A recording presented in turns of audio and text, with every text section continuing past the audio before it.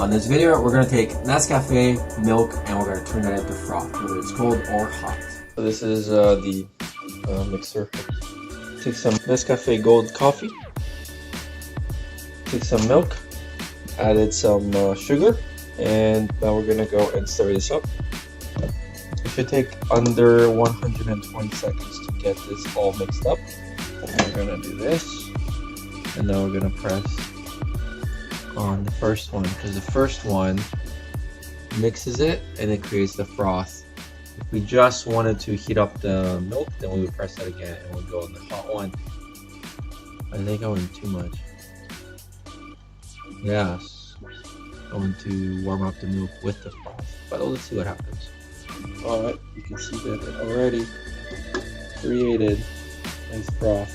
This machine is capable of doing iced froth and hot froth, and it can also heat up just the milk or just the water on its own. So you gotta show the difference. And you just wash it. It's not dishwasher safe though. You wash it right away with hot water. You don't really need to. So, well, I mean, it's good, but you don't have to. And this is the offer replacement. This is your whisk.